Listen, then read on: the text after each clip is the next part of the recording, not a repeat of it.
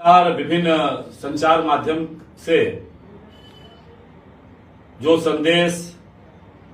हमारे भारतीय जनता पार्टी के राष्ट्रीय नेतृत्व, प्रदेश नेतृत्व के द्वारा फिर एक बार राजमहल विधानसभा क्षेत्र वासियों के सेवा करने का अवसर मुझे प्रदान किया है, पार्टी के शीर्ष नेतृत्व को इसके लिए हृदय से उनका आभार व्यक्त करते हैं, उनका अभिवादन करते हैं। और हम अभिनंदन फिर एक बार अपने क्षेत्रवासियों को, भारतीय जनता पार्टी के सभी श्रेष्ठ हमारे कार्यकर्ता बंधुओं को, कि उनके ही अथक प्रयास से, उनके ही प्यार के कारण भारतीय जनता पार्टी ने मुझे एक बार और इस क्षेत्र की सेवा करने का अवसर प्रदान किया है। मित्रों, कल दिन के 11 बजे राजमहल विधानसभा क्षेत्र क्रमांक संख्या 1 का भारतीय जनता पार्टी के प्रत्याशी के रूप में कल नामांकन करने जा रहा हूं। और यह नामांकन जो पार्टी के राष्ट्रीय नेतृत्व, प्रदेश नेतृत्व, निर्वाचन आयोग की जो कार्यपद्धति है, उस कार्यपद्धति के माध्यम से कल एक बार 11 बजे वहां नामांकन, राजमहल के जो अनुमंडल कार्यालय है वहां पर नामांकन निर्धारित है। वहीं दूसरी ओर उसी के बगल में जो राजमहल का बालू प्लॉट रेलवे का मैदान है, वहां पर एक महती जनसभा आयोजित की गई है। मित्रों,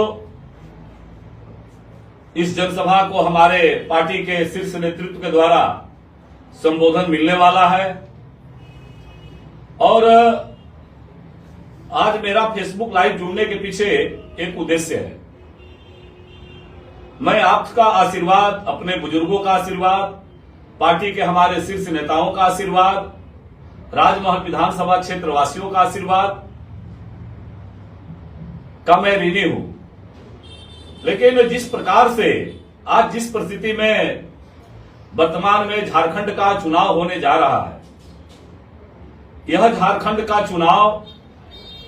निश्चित रूप से एक दिशा, एक नई दिशा इस राज्य को ले जाने के लिए यह चुनाव होना तय हुआ है। एक तरफ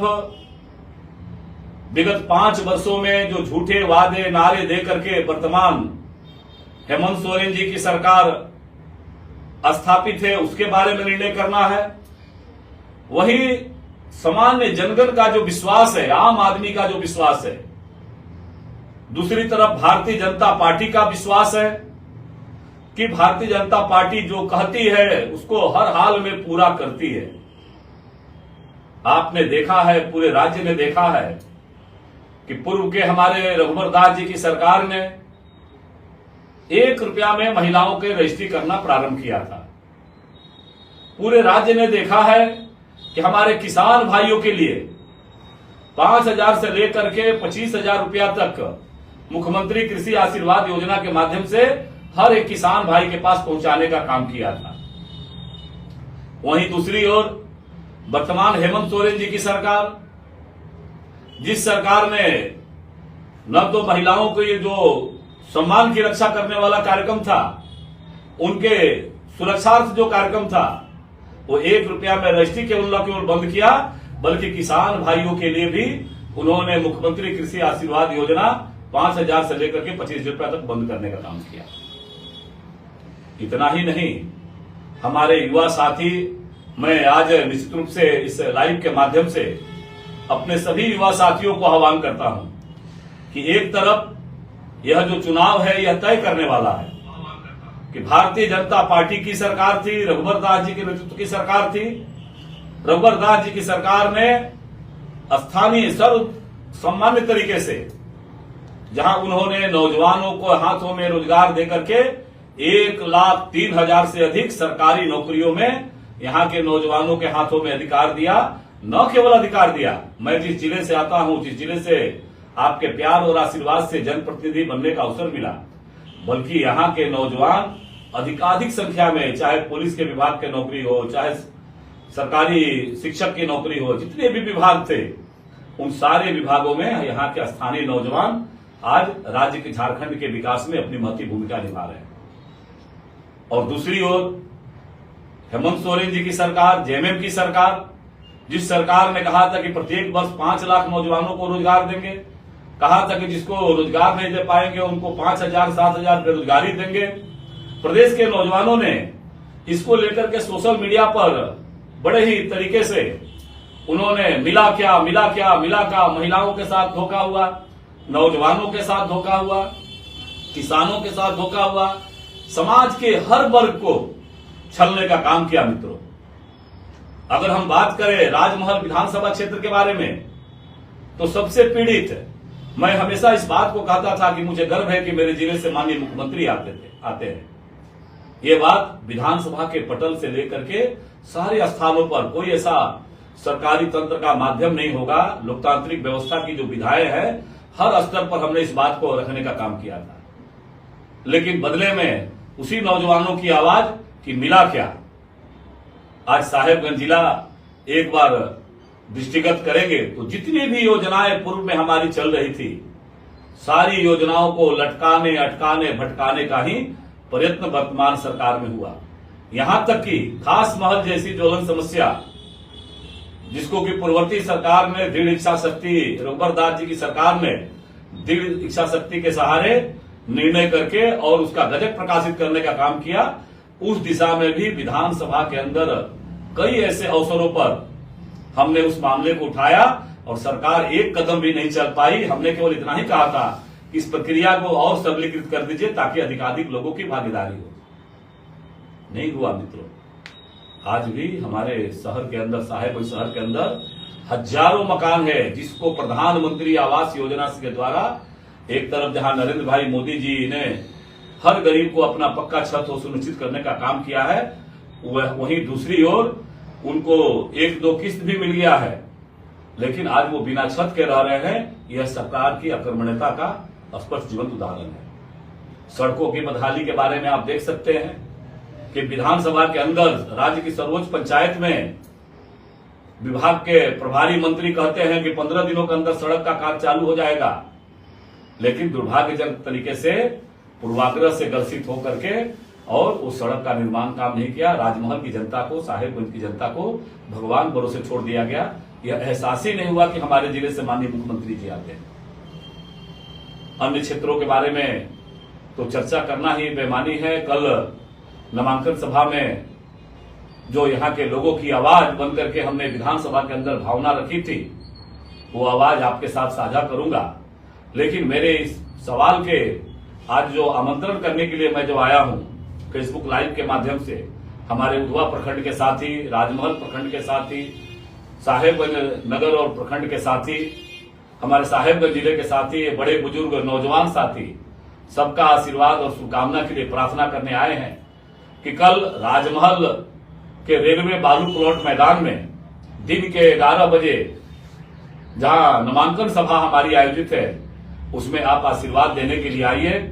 क्योंकि आपका ये प्यार और आशीर्वाद जिस प्रकार से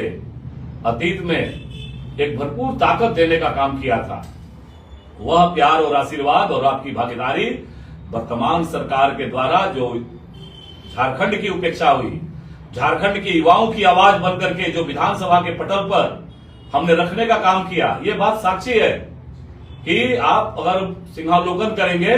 तो झारखंड का जो राज्य की सबसे बड़ी पंचायत है हमारा,